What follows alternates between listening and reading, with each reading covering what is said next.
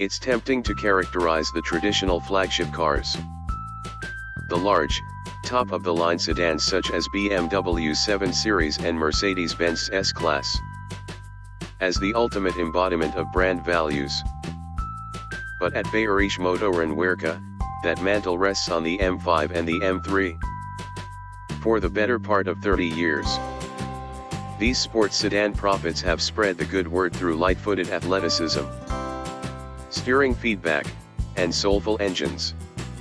More recently, though, they have walked away from BMW dogma, the latest versions being more aloof, less feeling speed machines.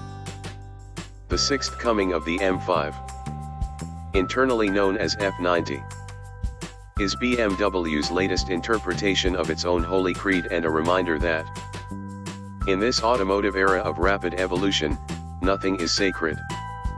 This 600 HP sledgehammer is the first M car equipped with all-wheel drive, excepting the X5M and X6M SUVs.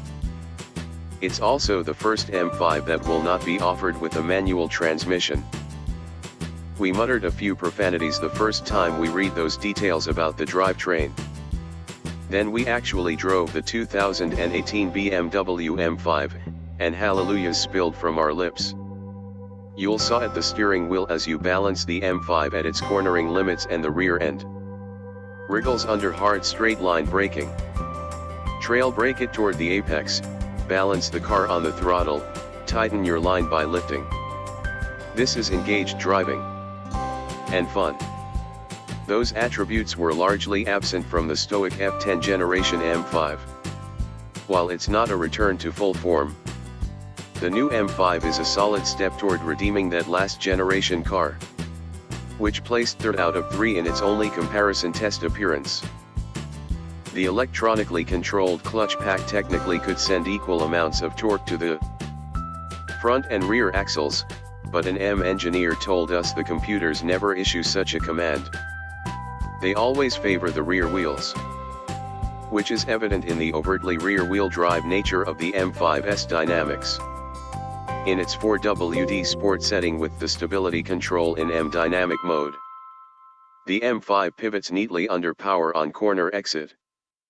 In every way, it feels like a well-balanced rear drive car. Even more than the outgoing M5, which actually is rear-wheel drive. This new M5 can be rear-wheel drive, too. Although you'll have to fully disable the stability control before you can access that setting in the iDrive system. BMW calls it 2WD mode, but it just as accurately could have called it drift mode, as Mercedes-AMG does with the E63S. The new M5's engine won't tie your ankle tendons to the throttle plate of a 500 HP V10 as the E60 M5 did a dozen years ago. Nor will it worm its way into your psyche in the same way as the free-breathing 4.9-liter V8 from the E39 generation car. We're rapidly moving away from the era when factory hot rods are made using a warehouse's worth of special hardware. The turbochargers and transmissions that grease fuel economy tests for volume models are the same building blocks for modern performance cars. The M5 is one of more than 10 current BMW models built around a twin-turbo 4.4-liter V8, an 8-speed automatic transmission, and a rear-biased all-wheel drive system. There's also the 456 HP M550i xDrive that BMW sells at a more than $30,000 discount to the M5. Admittedly, the M5's engine features a long list of hardware changes from the M550i's version and has an entirely different engine code, an evolution of the S63T0 that powered the outgoing car. The new M5's power plant wears new turbochargers making 24.5 psi of boost, up from 21.8 in the old M5. And it sprays fuel into the cylinders at higher pressures. Its 600 horsepower is an increase of 40 over the outgoing car, while peak torque rises from 502 to 553 lb-ft. That may not sound all that impressive in an era when it takes 700 horsepower to really raise eyebrows.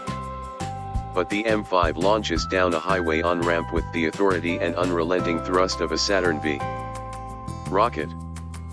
It should clip 60 miles per hour in 3.1 seconds. The engine broadcasts a more complex and slightly hollow thunder that sounds more convincing than the bassy monotone of the last car. A pair of butterfly valves in the exhaust modulate the tone. Yet when you deactivate the exhaust sport mode, the audible sensation is one of wires being yanked out of a couple of low-fidelity speakers. In 2018, the character of an M car stems not just from what's added to the donor model but also from what's removed. In the case of this M5, that results in a much purer sports sedan closer to M's founding beliefs. There is no planetary gearset that varies the steering ratio with vehicle speed. No active anti-roll bars, no rear-wheel steering.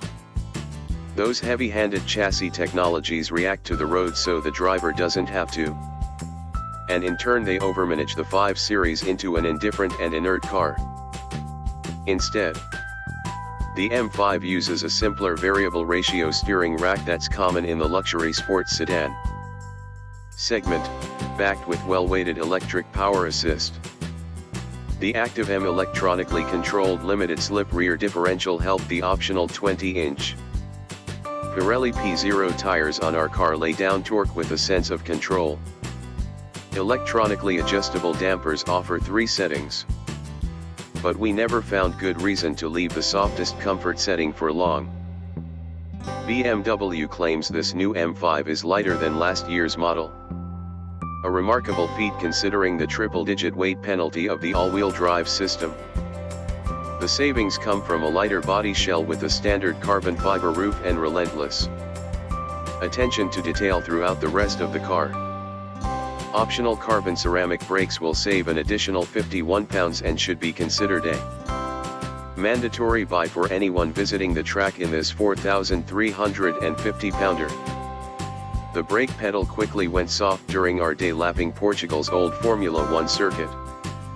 Although our braking points on the track remain fairly consistent,